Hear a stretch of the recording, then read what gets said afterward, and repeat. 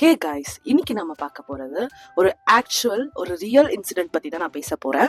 So இது தமிழ்நாட்டிலன்னு சொல்ல முடியாது, இந்தியாவில் நிறைய இடத்துல பாத்தீங்கன்னா இது நடந்துட்டு தான் இருக்கு, இன்னமும் நடந்துட்டு தான் இருக்கு. எனக்கு தெரிஞ்சவங்க வந்து வேலையில ஜாயின் பண்ணிருக்காங்க, ஒரு எக்ஸ் கம்பெனி, அது ஒரு மீடியா கம்பெனி தான், ஓகேங்களா.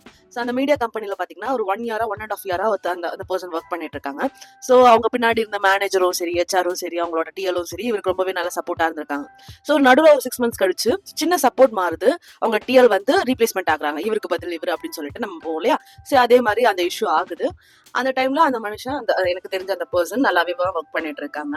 மேனேஜர் கிட்ட ஒரு நல்ல பேரும் வாங்குறாங்க. பாண்டு அந்த மேனேஜர் கூட இருக்கிறதுனால இந்த புது டிஎலுக்கு ஒரு சில ஆளுங்க மேல பழைய டீம்ஸ் எல்லாமே எடுத்துட்டு புது டீம்ஸ் வந்து அலோகேட் பண்ணணும் அப்படின்னு சொல்லிட்டு ஒரு சின்ன ஒரு தோணல் இருந்திருக்கு போல. ஸோ அதனால இருக்கிற எல்லா பழைய பசங்க, எல்லா பழைய பர்சன்ஸ் எல்லாமே 1 by 1 போறாங்க, அவங்க மேல டார்கெட் பண்ணி ஒன்னு பண்றாங்க. ஸோ இந்த பர்சன் பாத்தீங்கன்னா லாஸ்ட் 1.5 years அங்க ஒர்க் பண்ணிட்டு இருக்கிறதுனால அவர் பாத்தீங்கன்னா இவர் வந்து சீனியர். ஸோ அவரோட சீனியரே தான் அவரு.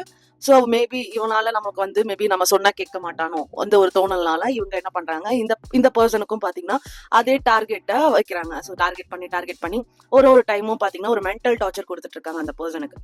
ஸோ ஒரு சில நாள் வந்து அதை பொறுத்துக்க முடியாத அந்த நபர் என்ன பண்றாங்க அப்படின்னா, சரி ஓகே, எப்பவுமே நமக்கு தெரியல, ஆஃபீஸ் போகும்போது நம்ம வந்து ஒரு நல்ல ஆஃபீஸ்னா நம்ம வந்து ஹேவோ அப்படின்னு சொல்லிட்டு குதிச்சுட்டு கிளம்பும். நமக்கு பிடிக்காத ஆஃபீஸ்னா ஓரளவுக்கு கொஞ்சம் டயர்டாகி மெதுவா கிளம்பலாம் அப்படி இப்படின்னு சொல்லி நம்ம போகல. அதே மாதிரிதான் அந்த பர்சன்ஸ் போயிட்டு இருக்காங்க. ஸோ எல்லாத்துக்கும் திட்டுறாங்க.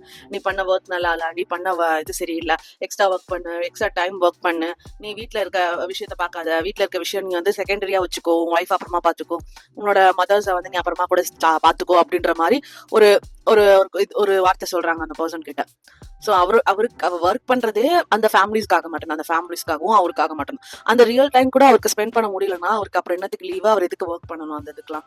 ஸோ அதனால அவர் என்ன பண்றாருன்னா ஒரு 3 நாள் லீவ் எடுக்கிறாரு. ஓகே, நான் இப்போ எதுவும் பண்ண முடியாது, ஃபேமிலியில ஒரு சில டார்ச்சர்ஸ் இருக்கிறதுனால அவர் ஒரு 3 நாள் லீவ் எடுக்கிறாரு, யார்கிட்டயும் சொல்லாம. திரும்பவும் போய் ஆஃபீஸ்ல வந்து இந்த மாதிரி இஷ்யூஸ் ஆயிருக்கு, எனக்கு பின்னாடி இந்த மாதிரி பிரச்சனை இருக்கு, ஃபேமிலி இஷ்யூஸும் இருக்கு, இந்த பர்சன் இந்த மாதிரி சொல்றாங்க அப்படின்னு சொல்லிட்டு இந்த மேனேஜர் கிட்ட எடுத்து சொல்றாரு. சார், இந்த பர்சனை நம்பாதீங்க, லாஸ்ட் பின்னாடி உங்களுக்கே வந்து ஒரு ஆப்பு வரும் அப்படின்னு சொல்லிட்டு அவர் சொல்றாரு. பட் அதை அவர் கண்டுக்காம அவர் பேச்சே கேட்டுட்டு இருக்காரு இந்த மனுஷன். ஓகே, நான் ரிசைன் பண்ணிக்கிறேன் அப்படின்னு சொல்லிட்டு ரிசைனிங்கும் பாத்தீங்கன்னா ஹெச்ஆர் கிட்ட ரைஸ் பண்றாங்க. ஹெச்ஆரும் பாத்தீங்கன்னா என்ன ஒரு நல்ல விதமா தான் பேசி அனுப்புறாங்க. அதுக்கப்புறம் ஒரு சில நாள் கழிச்சு ரொம்ப டார்கெட் பண்ணி ரொம்ப அவங்க பின்னாடி வந்து அவங்களோட ஃபேமிலி இஷ்யூஸை பத்தி சொல்றது, அது இல்லாம அவங்களோட இந்த மாதிரி கையை உடைச்சு அனுப்பணும், காலை உடைச்சு அனுப்பணும் அப்படின்னு சொல்லிட்டு இந்த விஷயம் எல்லாம் அவர் வந்து அந்த மேனேஜர் வந்து பேசுறாரு.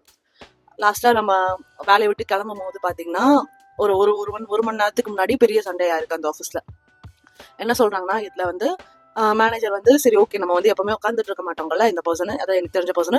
ஸோ அதனால வெளில டீ குடிக்கிறதுக்காக போயிருக்காரு. இவர்கிட்ட பெர்மிஷன் கேட்டிருக்காரு. வித்தவுட் பெர்மிஷன் அவர் போல, வித் பெர்மிஷனுக்காக தான் அவர் வந்து கேட்டு போயிருக்காரு. பட் அதை வந்து ஒரு அதிகாரத்தனமா எப்படி அவர் டிக்ளைன் பண்றாங்க அப்படின்னா, நீ போகக்கூடாது, அவரை வந்து ஒரு மணி நேரம் ஒரு 2 மணி நேரம் நிக்க வச்சுட்டு வெயிட் பண்ண வச்சுட்டு அதுக்கப்புறம் தான் வந்து இந்த வேலை இருக்கு, இதை எடுத்து உன்னால செய்ய முடியாதா அப்படின்னு சொல்லிட்டு கேட்டிருக்காரு. அதையும் அந்த மனுஷன் என்ன பண்ணிருக்காங்கன்னா, அந்த ஒர்க்கை முடிச்சுட்டு இந்த மாதிரி காமிச்சிருக்காங்க, நாங்க போலாமா வேணாமா. அப்போதான் வந்து பெரிய சண்டை எடுத்திருக்காங்க அவங்க ஆஃபீஸ்ல. அடிக்கிற அளவுக்கு டிஷர்ட்ஸ் எல்லாம் பிடிச்சி அடிக்கிற அளவுக்கு போயிருக்காங்க. என்ன ஏதுன்னு தெரியல. ஸோ நானுமே வந்து கேட்டு அவ்வளவா தெரிஞ்சுக்கல, இந்த விஷயம் மட்டும் தான் சொல்றாங்க. இதெல்லாம் எப்படி நானுமே ஃபேஸ் பண்ணிருக்கேன். ஒரு கம்பெனில பாத்தீங்கன்னா சேலரி வந்து நல்லா ஒர்க் பண்ணுவோம், சேலரி கொடுக்க மாட்டாங்க.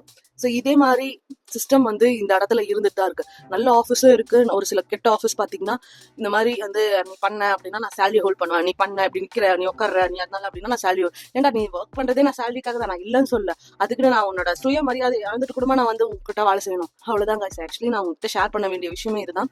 ஸோ கொஞ்சம் நீங்க அவேர்னஸோட இருந்துக்கோங்க. இந்த மாதிரி பேசுறாங்க அப்படின்னா டைரக்டா போலீஸ் கிட்ட கம்ப்ளைண்ட் கொடுங்க, பாக்காதீங்க.